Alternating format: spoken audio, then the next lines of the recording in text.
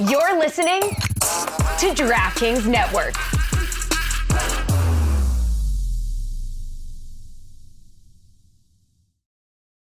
Folks, listen up. US Cellular wants to help everyone get the gift of connection this holiday season. Already a customer? This applies to you too, because right now, new and current customers can get any phone, and I mean any phone, for free. Yes, free. Sounds like it's time to make the switch. Spread the holiday cheer far and wide this season with a new phone. Everyone can get the gift of connection at US Cellular. Get any phone free today. US Cellular, built for us. Terms apply. Visit uscellular.com for details.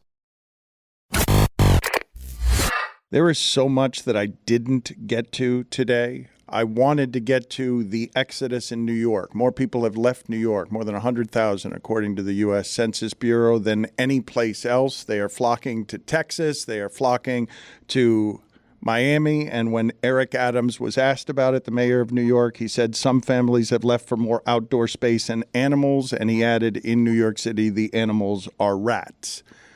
And that he quickly added afterward, we're going to get rid of those. We have to laugh at FSU, and we have to get to Jessica's top five. FSU is now saying, its board of trustees is saying that they believe it would cost $572 million to leave the ACC right now.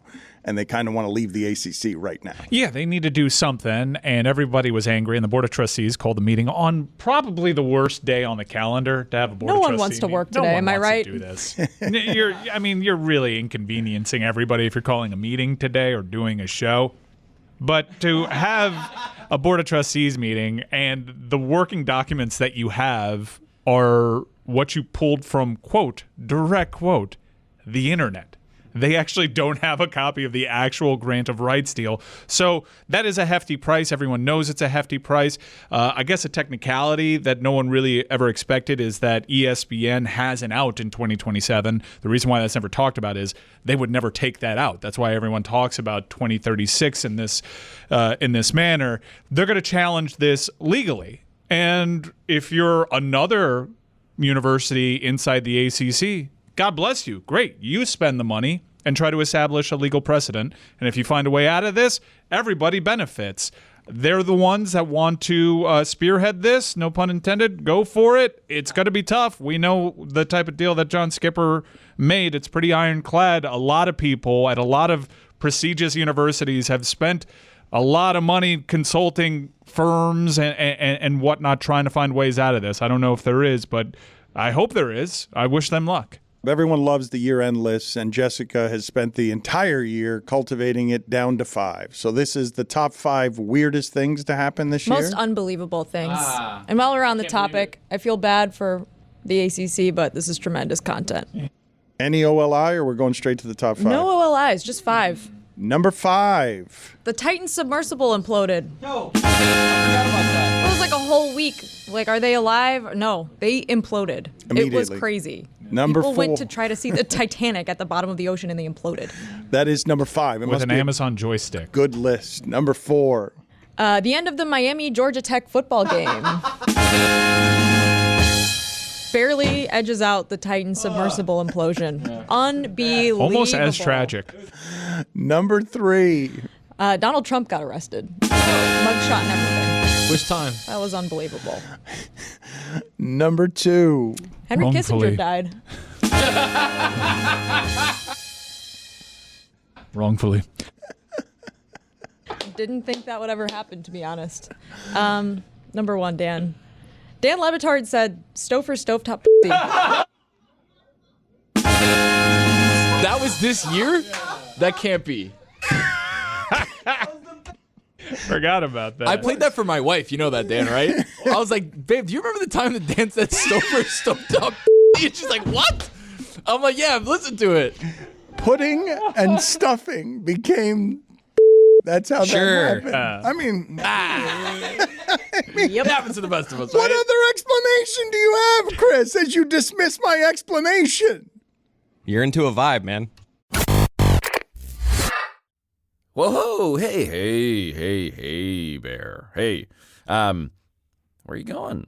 Yeah, it's just me. your friendly neighborhood host of Pablo Torre Finds Out, here to tell you that over on the Pablo Torre Finds Out feed, it's not an ad, by the way, it's just me beaming into the Dan Le Batard Show feed with a special transmission like Zordon from Power Rangers, to tell you that yesterday on the show, we had Dominique Foxworth and Wyatt Cenac at the same time talking about white cornerbacks and black Spider-Mans and how to compliment your friends. Today, here, this is a taste of what's happening over there. Just one segment, an excerpt of a terrible mistake that I made. Because I let my producers convince me to let Parakeet Cortes tell me the meaning of Christmas. You know, Parakeet, Minister of Youth Propaganda, might be banned from Dan's show. Also the bane of my existence. Anyway, that's what's going to happen there. And then a special guest shows up. Charlotte Wilder shows up afterwards. But that's only exclusively on the Pablo Torre Finds Out feed. Like so much other stuff is, like what we're going to do next week during Christmas week with some of our favorite episodes that I'm pretty sure you missed. Like the time Maury Povich made me happier than any person has made me in 2023, I think. But for now, Merry Christmas.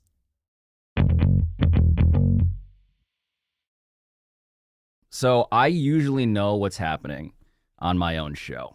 You don't. This is a holiday. Look at this. It's clear what's happening. What do you mean you don't know what's happening? So if you are, in fact, not yet watching on YouTube or the DraftKings Network, you should know... Which you should be watching. ...that this studio looks like it has never looked before. It is full of holiday cheer. It looks incredible. By that I mean... There's snow behind you. There's snow behind me. We're both... I did consent to dressing festively. I did as well, but only under the premise that I could wear a heat culture hoodie. I want to point out my favorite decoration, which I'm just really noticing in full right now, is that on my microphone, there is an elf of ambiguous ethnic origin. I think this is supposed to be me. The calves are not nearly big enough. Calves not big enough. Yeah. Way more vitamin D this elf has. But I've been told, Cortez, the reason that we're doing this is because apparently Christmas is coming up, and I have been... nose to the podcast grindstone to the extent that people around this office are concerned that I don't understand the meaning of Christmas. You don't. And that you apparently Oh, that's what I'm here for. do. Christmas is different to every person, though. That's what you need to understand. So I'm going to give you what my version of Christmas is. What I'm about to find out today is Ryan Cortez's guide to Christmas. That's right. What is your Christmas like? My Christmas is entirely about reality television. It's all I care about. I don't want to see your stupid gingerbread houses and all this bullshit Santa Claus and elves. I don't care. I'll have the Miami Heat big screen, okay? And then 4 other screens, potentially, reality TV. That's what's going on. It's like simultaneously. Red Zone. Yeah, potentially. Just like Minority Report. Yeah, like game footage. Just studying the tape, nose to the grindstone, just like you. Which, by the way, what is your background with reality TV? Okay. Have you seen Catfish? Like, what have you seen? I know virtually nothing about, I think, the reality television that you adore. So my wife, Liz, will watch The Real Housewives. That's her guilty pleasure. When she does that... What city does she watch? What are the choices? Wow, you don't even know? What It's a like terrible Real homework. Housewives of... Salt Lake City, Potomac, Atlanta, Miami, Dallas, Dubai. I can't tell if these are fake. Not a single one of those is fake. What are you talking about? I didn't realize that They're there all was real. a global operation Yeah. of housewives. Well, look, the thing is, we need to get to like what I'm going to change for you because what you're watching on TV is stupid. Frankly. Okay. It's not good. And I'm going to give you stuff to watch that is better. So you're going to give me... The top 5 reality TV shows that you must watch over Christmas break instead of indulging in stupid Christmas. So you have 5. No, the thing is, I do not like rules. You don't say. I'm not giving you I'll give you however many I want. So we're going to start with an OLI, the outside looking in. These are shows that didn't make my cut of top 5 reality shows, but they're still good shows that you should check out. So on the outside looking in are these reality programs. That's right. I'll give them to you quickly. These better be holiday spirited. Number 1, Summer House and Winter House, okay? Same type of show. One's in the summer, one's in the winter. They pack a bunch of people into a house for like 2 weeks. They get drunk. They hook up with each other. They fight. And they air it across like 10 episodes. It's incredible. I'm a UK9. Just trying to hang out with my wang out. Oh my God! I gotta pee. What is the difference between summer house and winter house? I just told you, one's summer, one's winter. That's it. One time they go in the pool, one time they go in hot tub, and it's cold outside. So what more the do you need me only to explain? difference is that sometimes it's a hot tub And sometimes it's a pool. It's a pool. They're both excellent. I recommend Summer House and Winter House. Number 2, Love is Blind. People may have heard of Love is Blind. Wow, that didn't make your Netflix top show. 5. I hear you talk about Love is Blind, a That's show I've right. never seen all of the time. Which speaks to how much this OLI is still important. And Love is Blind is a very interesting show. It's been on Netflix. The premise there, love is blind. You can't see the person that you're talking to. And it's, you're supposed to see, do you really love the person? If you take away physical attraction, that's the experiment. I love buying clothes for girls. Yeah, what's your size? Would you like working out? Yeah, not a huge fan. Really? Yep. Ooh, I get along best with individuals that do work out. How old are you? 33. I prefer dating younger. How old are you? I'm 32. There's a very bizarre sincerity to how much you are like into whether these people like have true feelings for each other. Oh, I don't give a if they like each other. I'm interested in what are you in for? Watching everything go haywire, which it always does. You're not here for the love. No. That's why I don't watch like Golden Bachelor. It's too soft for me. I want chaos. That's what I'm looking for. I want fights. I want sadness and drama. That's what I'm looking for because I'm a sicko. I agree with that part. Okay. Selling Sunset is number 3 on the OLI. OLIs are there? As many as I feel like. Selling Sunset is about these 2 short kings. Shout out to the short kings. And they're like dating these like giant women and they're like running all of LA real estate. And the women are incredible. They are the realtors and they're selling all the So houses. just to be clear, It's an incredible show. Your lead story for Selling Sunset Is that they're short kings. is that short guys date tall Short women. kings, bro. Short kings for life. So, Chriselle, good luck at the Oppenheim group. Thank you. Cheers. Cheers. Thank you. I don't want to say it, but you're going to need it. Okay. Dang, girl. The show is excellent. You get to see I like can these feel incredible looking myself houses. getting dumber. No, dude, you get to see We like haven't these even made the top 70 5 million list dollar yet. houses. It's absolutely incredible. All right, last on the OLI list, Indian matchmaking. Indian matchmaking? That's Indian matchmaking goes hard. And they'll go to like this oracle, this woman. And what she does is she reads faces. That's what she does. She'll like look at your face and be like, nah, he's a liar. He's a match for you. Yada, yada, yada. She just looks at faces. She never gets anything right. At the end of the season, they're like, she went 0 for 4. Season 2, she went 0 for 5. Matchmaking has become a tough job, but I'm trying my best. So far, I am reading love all your of it. face. And you love it. And I am prophesizing that you're a moron. I have spent a lot of time watching morons. I am not a moron. Number 5 on my list is Love After Lockup, Love After Lockup. which they also have a spinoff called Life After Lockup. Now, the premise there is they're dating people in prison. The show is person X is in jail and they're like talking to like a pen pal outside of jail. And eventually they leave jail and go date this person. And, they're not the same person that they think. They might want to steal money from this person or whatever. The show is incredible. You don't even look at what I do here in the house with the kids and everything else as even anything. But you're doing what you're supposed to do, no? What I'm supposed to do. And I'm doing what I'm supposed to do. No. So when I take $12,000 out of an account, you should just be like, well, damn, he's doing what he's supposed to do. That's all I'm saying.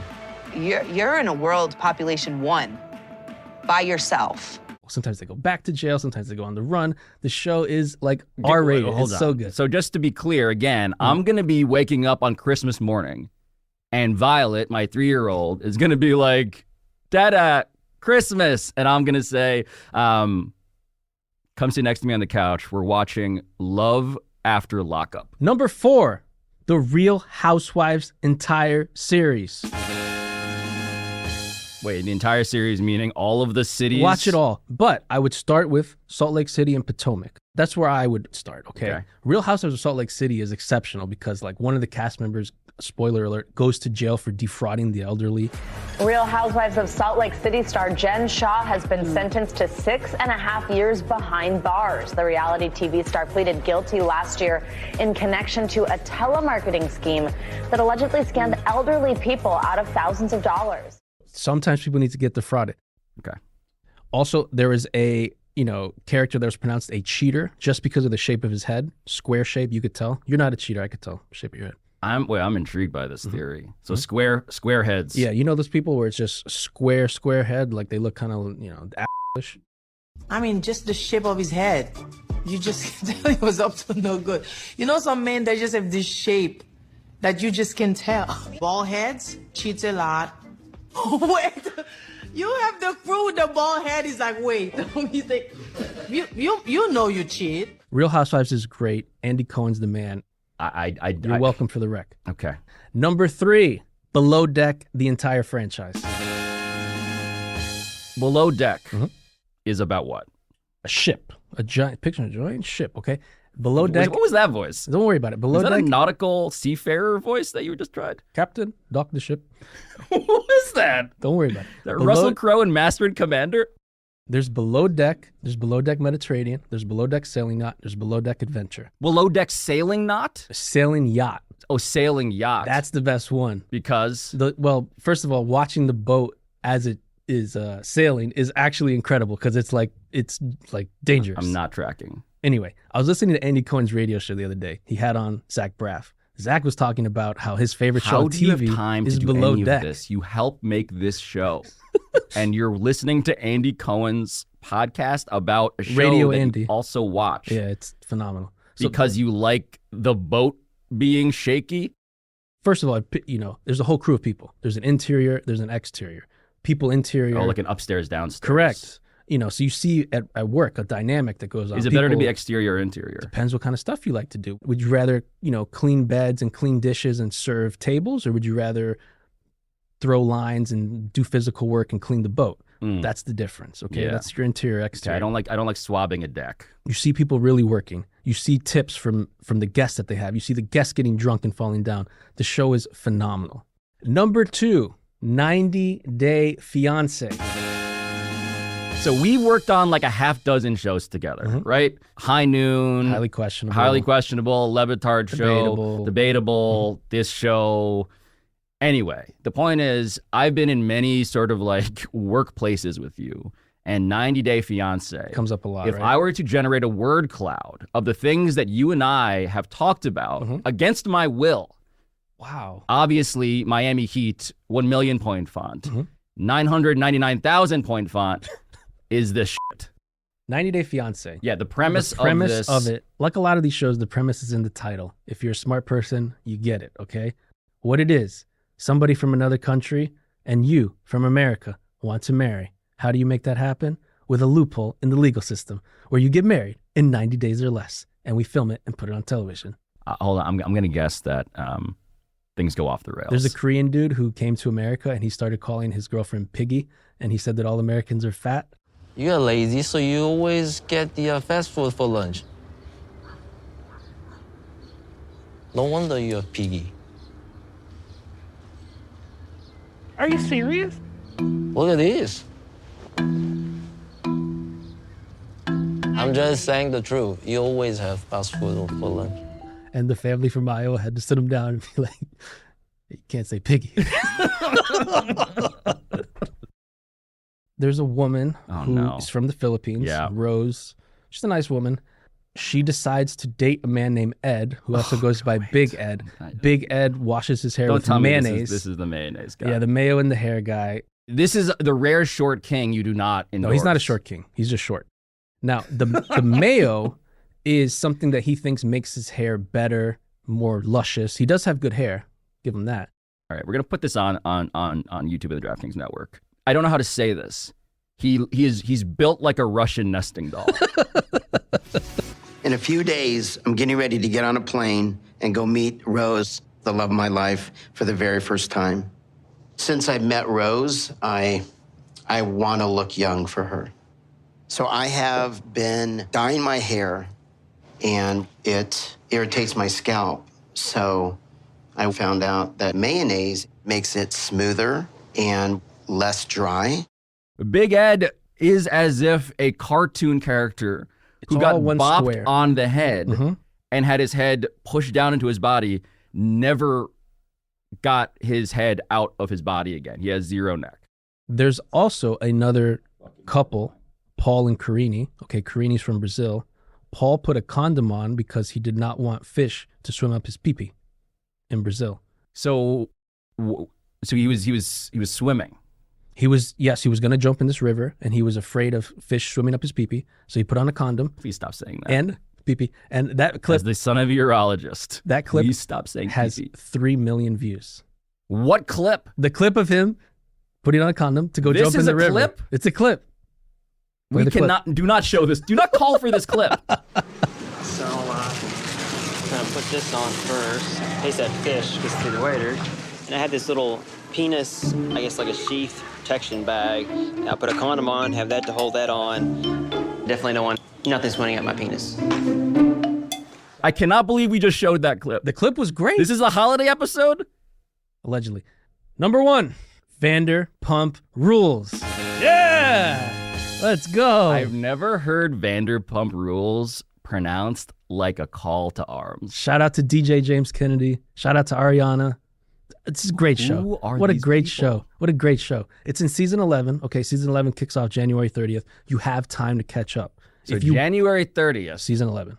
Is the beginning of season 11. That's right. And if you were to summarize the previous 10 seasons. Oh my God. The best for someone who has reality never TV. seen, but has heard certainly of Lisa Vanderpump, who again seems like an auto-generated name, you would say that I have missed what? The premise is it's a bunch of young people that work at a restaurant. Immediately you find out in season 2 and 3 and 4 and so forth, that's not what the show's about. The show's just about these people fighting and having sex with each other and cheating on each other and punching each other and getting nose jobs. There's a giant cheating scandal in this show. I've made it.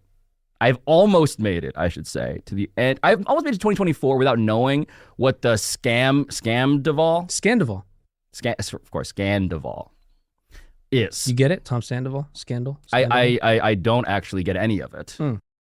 What should I know? About Scandival? Yeah. Yo, it's the most famous cheating scandal of all time, okay?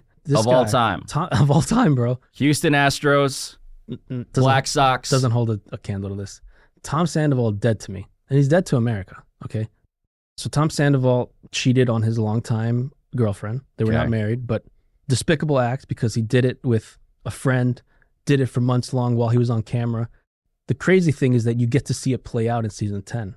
Like it's all, you get to see it all happen in real time. We became really good friends. Like I was seeking something that I wasn't getting here. And that's selfish. That's really selfish. Selfish is the nicest word you could use. It's horrible. Me and Raquel became like really good friends. I don't give a about Raquel! Your friendship is bullshit. No, it's not. Yes, it is. No, it's not. It's bullshit. It's disgusting. You know everything. You know disgusting. Everything. Hey, everybody. You are This disgusting. person knows everything. Your friendship you can't with tell Raquel anybody. You is can't, disgusting. You cannot tell. Well, guess what? It's real because she treats me with respect. Something I haven't gotten from you in a long time. How much time would you say you've spent watching? As soon as these we're done shows here, I'm in going to go watch totality? some more reality TV. I got Potomac and Real Housewives of Miami on the mind. You're telling me that the true meaning of Christmas is that a dude without a neck who puts mayonnaise in his hair, who got into a legal, quote unquote, relationship with a woman from the Philippines. Of course it's legal. 90 days. The star in the north that I should be following towards the manger of Christmas cheer. God. Instead, Violet Earmuffs, you want to like follow some fake old guy with a beard and pull out some stupid tree and drive it to Rockefeller Center and pray to it and shit. Like that's more important to you than like Real Housewives and Love After Lockup? Come on, man. Prison Love? Come on. The fuck was that? That was not a knock. The sound that I am hearing right now is the producers telling us to stop talking about this. Well, it's also the sound of someone knocking on the door. Oh, someone's trying to barge in here and take over this? And I cannot imagine how we could possibly improve on what it is that I've been finding out so far. Let's find out who it is.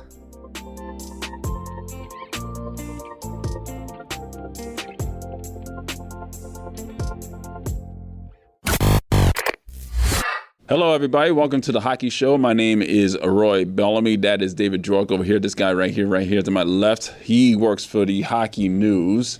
And now I turn to my left to this camera. How you doing? Well done. The Florida Panthers coming off of a 5-game road trip. They went out west. They started in Columbus, and then they won that game, by the way. And that's the whole kerfuffle between Granson and Cousins, obviously. We talked about that one last week. And then they went to Seattle. They lost that one. Went to Vancouver. They lost that one. They did. Went to Edmonton. They won and lost in Calgary. Now they are back home.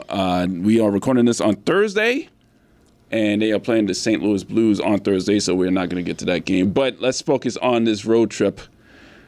They won 2 out of 5. They went 2 and 3. No overtime games. 2-3-0. They got 4 points out of 10. And Paul Maurice said that this was going to be the most important road trip of the season. He wasn't lying. They could have came out dominant. A big momentum shift.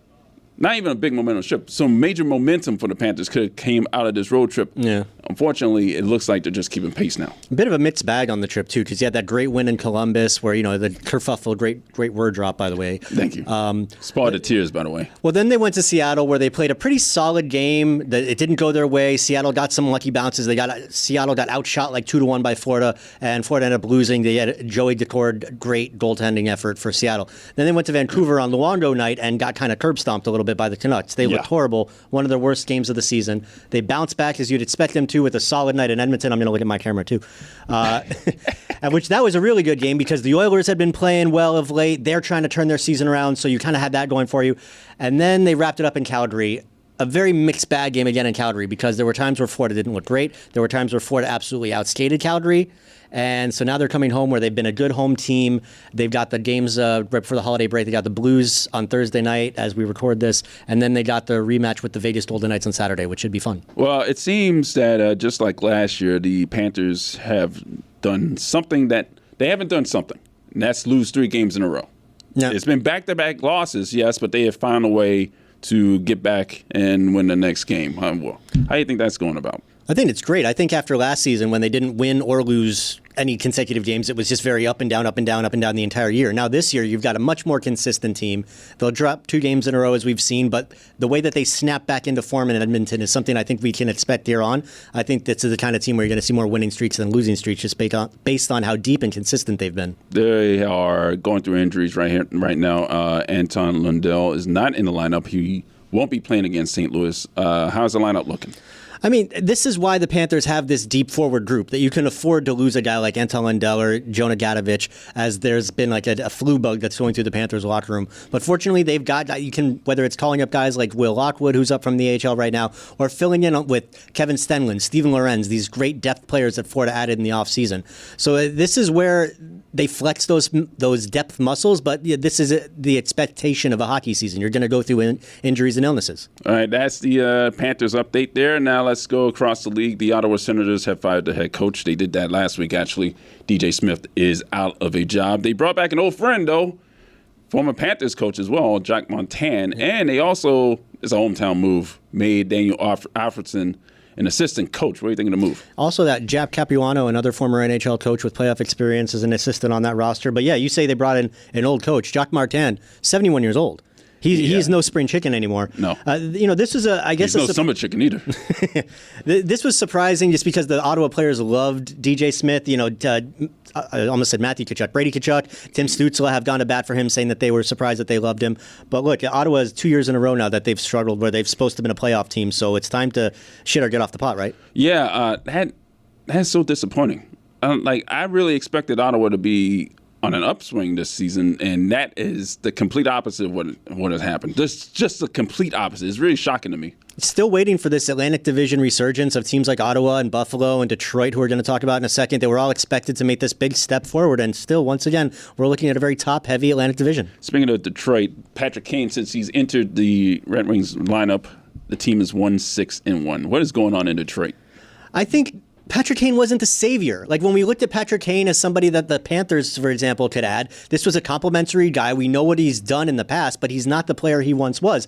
We saw that towards the end of his tenure in Chicago. And you can blame the hip injury all you want, but this is a guy who's in his late 30s now. He's had his career success, and expecting him to show up in Detroit and just be this amazing savior like this player that he was in Chicago 10 years ago is just unreasonable. Detroit's struggling to put the puck in the net. They're struggling to keep the puck out of the net. And, for Patrick Kane's sake, what does he have? 6 points, 2 goals on 26 shots, -5 in 8 games. That's, middle six, fine, whatever, but it's not the guy who's in a save your season and save your team. And that, I think, was the expectation with Kane. It might still turn around, but I'm not expecting it to. He scored 2 goals. 2 goals. So he's almost caught up with Alexander Ovechkin, who has 5 this season. What's Man. going on with Alex? I don't know what's going on with Alex. Age catching up with Alex, maybe, because it's been like, how has he been able to be this 40-goal scorer year in and year out? And now all of a sudden, what is he, 38 years old? He turned 38 a couple months ago. All that gray hair. But he had gray hair when he was winning the Stanley Cup and drinking Bud Light out of the fountains with the Stanley Cup or whatever he was doing. Mm-hmm. But yeah, it's just, we were talking about Ovechkin like he was going to catch Wayne Gretzky's goal scoring record of 894. He's up to 827, but he's also up to 38 years old and he's barely scoring. With 5 goals through 29 games. That's so un-Ovi-like. Yeah, the pace on that, eventually, I don't think I can actually say eventually now. The pace on him catching Wayne Gretzky's gotten a lot more difficult now. Yeah, well, it depends. Is he going to keep scoring 5 goals in 30 games? Because if so, he's going to have to play until he's Jaromir Jagr's age. Speaking of which, he just played his first game, Jaromir Jagr. Again, his first game of the season. Again, this is like his 50th. No, I mean, it's like his 30th pro hockey season, whatever it is. The guy's 51 years old. We love him here in South Florida. I think anywhere that he's touched in his career, whether it's Pittsburgh or Washington or New York or anywhere that he played, Philadelphia, Boston. Well, where is he playing now? He's playing for Kladno, the team in the Czech Extraliga that he owns, his hometown team. Yeah. He had an assist. He played in I think it was their season opener yesterday. Getting points. He had an assist. That left-handed shot's still out there. He played almost 14 minutes. I mean, this guy's still doing it. They need to let him into the Hall of Fame while he's still playing. They need to break precedent. Yeah. And, I mean, the guy's in his 50s already. Like, just do it. All right. This week I was in the turkey cook-off between myself and Greg Cody. We're about to toss the turkey. Yeah, well, I was very jealous that I wasn't here for that. I love food. I love your cooking. And I was with you that you were disrespected, that your cooking was not given its due right. Yeah. So it was good to see that the voting went your way. But I was not happy that I wasn't here for it. Well, luckily, we haven't tossed the turkey yet because we have a sample here for you. And we're going to close out this first segment with you trying out this turkey. Now, what do you think here? You smelling I think it smells really flavorful. That was what we were saying before. I was like, that's the flavor that I'm looking for. I'm looking for some good seasoned turkey. So I got it right here. I'll show it to the camera. This is all that was left. 2 days later, 2 days after the turk-off, I was lucky to get everything. Really picked at this turkey. And now he's just taking it true now. That's good flavor. Yeah? That's what I'm talking about. And look, 2 days later, and it's still got some juice to it. The unfortunate thing is it has to go. We can't keep a turkey for more than a week. But I feel bad for my Aunt Mitzi now because now her turkey is going to be compared to this. Oh, yeah. And this has got some flavor. Roy, I'm not surprised, but I'm grateful to be tasting it. But yeah, this is not surprising at all. This is Roy Bellamy Cooking 101. But yeah, this is delicious. I'll give you the recipes once we get out of here. This is a great way to wrap up the first year of our show. That's right, Dave. Coming up next, we got the 10-minute misconduct with former NHL referee Tim Peel. And he also has a podcast right now with Jeremy Roenick, the Snipes and Stripes podcast. And that's coming up next. All right, it's time for the 10-minute misconduct, and we have a guy who has doled out plenty of misconducts over his long career. We have former official Tim Peel. Tim Peel is a co-host of the Snipes and Stripes podcast with Jeremy Roenick, and that is an interesting, I would say unlikely duo to get together and start a podcast. How'd you guys get together? Yeah, thanks for having me on, Roy and David. JR, as you know, he's been a very colorful personality throughout his career, and he hasn't been one to shy away from controversy, such as myself. I've certainly been embroiled in a bunch of it over my career, and I always had a tremendous amount of respect for JR when he played. He's one of the best U.S.-born hockey players. He's in the U.S. Hockey Hall of Fame. I think he has the numbers to be in the big Hockey Hall of Fame in Toronto. We became friends. We became more friends after I retired and played some golf together and hung out. And he's just a great guy, and we're having a lot of fun. I want to get into the officiating aspect of the game right now. And there was an article that just came out today from The Athletic. Kevin Kurtz says that there's been a decrease in body checking. A lot of the players seem to either be scared of being hit and they are unable to defend themselves, or it could be the officiating. I have a chart right here. You can put it on the screen for us, boys. There's a chart that shows over the last 15 years that there has been a sharp increase in body checking between 2007 and 2015. But since 2015, there has been a sharp decline in body checking. Tim, what do you think is attributing to that? Yeah, Roy, that's a great point that you brought up, and I've got a couple different theories on it, and JR and I have actually talked about it a lot on the show. And a good friend of mine, Kelly Chase, he was an enforcer in the NHL for the Blues and a couple other teams, and I was texting with him the other day because I was at the Blues Blackhawks game in Chicago. And I said, I think there's been 4 body checks thrown tonight. And this is a rivalry, Chicago, St. Louis. This is a rivalry. We used to have bench clearing brawls. I'm not saying we need to go back to that. We've evolved as a society. But the point is that in this game, we had 4 checks, and I think they were all thrown by the same guy, Braden Shen, the captain of the Blues, who leads by example. Our game, I love our game. I love the speed of the game. We have so many young stars in the game, but our game is starting to turn into a skills competition like you would see at an all-star game. Yeah. And that article and that graphic that you showed me is bang on. There is not a lot of physical. It's not the officiating. We would love, I've only been retired for 2 years, and there were games I'm like, my son could referee this game because there's nothing going on here tonight. There's no intensity. And I get it. It's a tough sport to do that, to maintain that over an 82-game schedule. It's so difficult for these guys. It's hard on their bodies. But we've got away from the physicality, and we can't take that out of the game because that physicality creates emotion, and emotion is good for our game.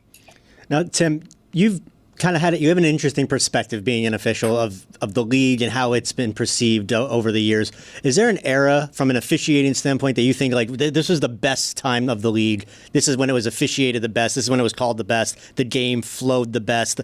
Like, I don't know if I'm putting you on the spot, but is there a time that you thought that maybe was the best for officiating? Yeah, no, for sure. I asked Marty Brodeur this the other day. Marty's a Hall of Fame goaltender and vice president with the New Jersey Devils, and he's got so many young superstars on his team. And I said, I think what's happening now is, for example, my son Bronson's 11, lives here in St. Louis. We live in St. Louis. He's on the ice 2 or 3 times a week in the morning at 6 a.m. taking private lessons on top of his practices. And unfortunately, you need to do that to keep up to the Joneses. And if you don't, you fall back and you're not able to make these AAA teams and so on. And so there's been so much emphasis put on skills that we've got away. Like Roy was asking me about the physicality, and I think the best era of that, where you combine the skill and the physicality, was in the late 90s, early 2000s with the Jeremy Roenick's, the Keith Kachucks, those guys like Eric Lindros. In Philadelphia, we had the Legion of Doom, Eric Lindros, John LeClaire, and Michael Renberg. These guys were all 6'4", but they were also skilled, and they could check you up to the third row of the seats. And that was a great era of when, like I said earlier, combining physicality with the skill of the game. We've got away from that, and I don't know how we get it back. Clearly, there's a difference in officiating between the regular season and the playoffs. What would you say to a person that says that officiating, especially in the playoffs, is all about managing the game flow? Well, that's a bit of a. I know where you're coming from, Roy, but it's a bit of a misnomer on the penalties, the amount of penalties being called. I said this last spring on a show, and I had the stats, and I said, who asked me? It was Paul Bissonnette. And of course it was. Yeah, of course it was. And I said to him, actually, Biz, you're wrong. I said, here's the stats. First round of the playoffs, there's actually more penalties called in the first round than there is in the regular season. What happens is the first round to me is the best hockey to watch, because you've got 16 teams.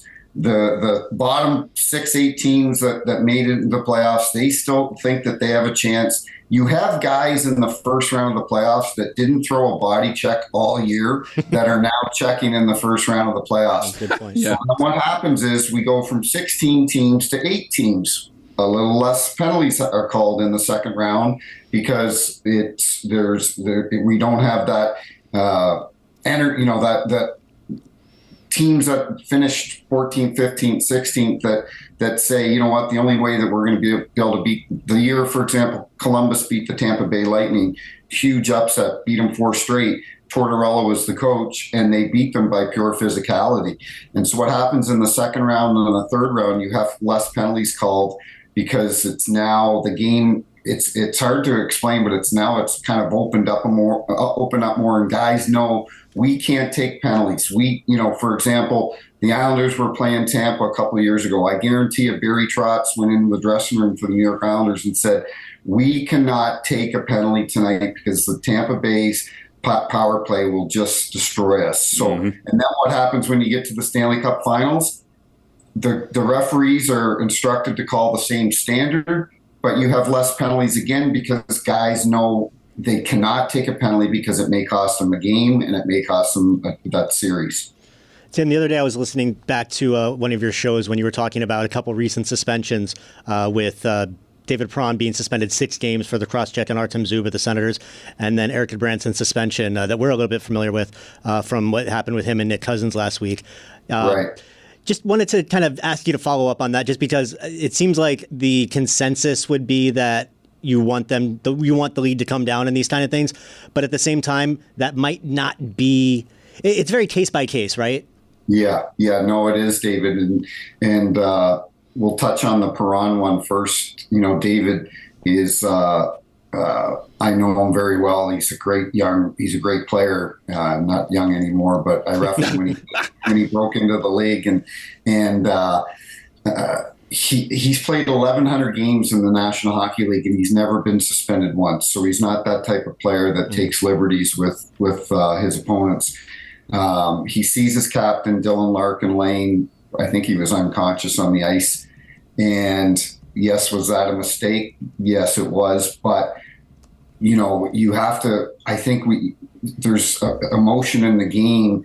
The emotion obviously took over for him. And I felt like 6 games. So we hit Artem Zub, Z-U-B, defenseman for Ottawa. Zub came out and played the next shift. Okay, he was not hurt. Yeah, it probably stung him at the time, but he came out and played the next shift. So he wasn't that hurt. And for him to get 6 games, I thought was too much. I could have lived with 3. I think 3 everybody could have lived with, but I thought 6 was too much. And with Goodbranson, and it may not be popular with you because Cousins plays for Florida, but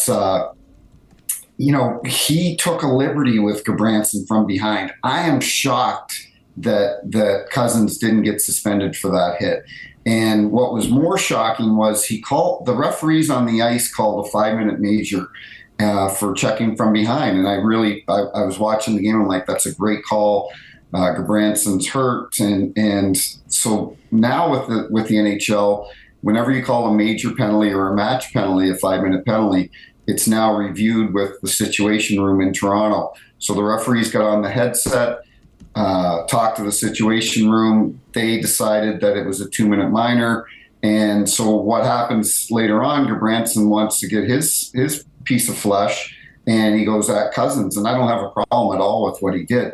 But if they had stuck with the 5 in a game, Cousins would have been out of the game. Goodbranson doesn't have an opportunity to get him in that game. Maybe he gets him later on in the season. Maybe it's not forgotten, but he doesn't do anything later on in the year. But what happens is he doesn't get kicked out of the game. So he says, I'm going to take matters into my own hands, and he gets a 1-game suspension for what he did. Have you noticed an uptick on boarding penalties? Yeah, you know what? You're absolutely right, Roy. And there was one the other night. Evander Kane hit, I think it was Duhaime from Minnesota, and everybody, the Minnesota fans were up and, they were all up in arms that there wasn't a penalty on this play. But the problem is, I didn't think it was a penalty. And the problem is these defensemen, and it's at all levels of hockey now. It's not just in the NHL. It's at all levels. They don't protect themselves when they're going back to play the puck. And every defenseman, if you know, back in the day, the Hatcher brothers and Pronger and Al McGinnis, they're going back for the puck. They're looking over their shoulder, and they've got their stick up in case, you know, they get hit from behind so that they can brace themselves against the glass. So there has been an uptick, but I don't see it being an epidemic and a problem. And but the players have to also, you know, be able to protect themselves and learn how to take a hit. Tim, before we let you go, Roy kind of mentioned this earlier. I got to ask you, just from when your refereeing days, I was going to say your playing days, from your reffing days, you mentioned Marty Brodeur earlier. Obviously, excuse me, a lot of great goaltenders across your path. But do you have any cool interaction stories with the goalies? I know from when I do play goal, that I always kind of have fun with the refs. I'm pretty loose on the ice. But I was just curious, you know, is there anything that pops out of your head from any cool goalie interactions from your career? Well, that's funny you brought that up, Dave, because it's actually a great story. You know, he's in the Hall of Fame now, and he played. You know him very well. When I mentioned his name, he played in South Florida for a long time. Roberto Luongo. Oh yeah. And it was 2019. It was 2018, the 18-19 season. And the year the Blues won the Cup, from going in January from last place to the ultimate prize of winning the Stanley Cup. And it was December 19th. We're in St. Louis. I've got a home game, and Bortuzzo shoots the puck in from the red line, and I'm off in the corner, and I see it coming. It's waist high. I can't jump. I can't duck so I just let it hit me, and it hits me in my hip, and it goes all the ways across the goal line and beats Luongo on the short side. And I fall back. I hit my head on the boards, and I hear the horn go off when the St. Louis Blues score. The horn goes off, but I don't see the puck go in because I'm trying to, you know, pick myself back up. And so the linesman comes over and he goes, "Are you okay?" And I go, "Did that puck just go in the net?" And he goes, and I won't say what I said to him, but I'm like, "Oh my God." Is that your first career assist? Yeah. So it's my first goal. That's a goal, right? Yeah, that's a goal. It's a goal. So anyway, it gets taken off the board because you can't score off an official and so on. So I go in the dressing room to gather my thoughts for a few minutes. They want to put me through concussion protocol and so on. I come back on the ice, and Lou's in the crease, and he goes, "Timmy, are you okay?" I said, "Yeah, Roberto, I am." But I said, "You know what? For the rest of my life, I'm going to say I scored on Roberto Luongo." So the second part of the story, I'll make it quick for you. The best part was 2 nights later, I'm refereeing Florida in Chicago. And at the time, James Reimer was Luongo's backup, and he was skating the start in Chicago that night. So we're skating around warm-up, and Luongo sees me and makes a beeline right over to me. And he goes, "Peelsy," he goes, "They won't even," he goes, "Reimer's starting tonight." He says, "They won't even start me when you're reffing our games because they're afraid you're going to score on me." And I laughed. It's like, I got the puck back here in my office with the off-ice officials. So yeah, it was great. Oh my God. And, that's one of my all-time favorite goalie stories. As soon as you started telling the story, I immediately knew what you were talking about. And I said, "Oh my God, that's Tim." Oh no. Oh no. We're going to end it on this one. 1999, the Stanley Cup Final, Game 6, Sabres and Stars. Brett Hull, was it a goal? Yes or no? Oh, God. Technically, it wasn't. Thank you. That was the stupidest rule they ever brought in. The toe in the crease. It was asinine. They quickly got rid of it because it was, you know, we're trying to promote and increase goal scoring in the NHL, and here we are taking a goal away because the guy's big toe was in the crease. So technically it shouldn't have been, but I'm a big Brett Hull fan. So I was happy for Hully. So Tim Peel, Snipes and Stripes with Jeremy Roenick. That is a very good podcast. You guys should listen to that after you listen to ours and everybody on the Dan Le Batard show. Thank you, Tim, for joining us. Thank you so much, Tim. Thanks a lot, guys. Have a good day.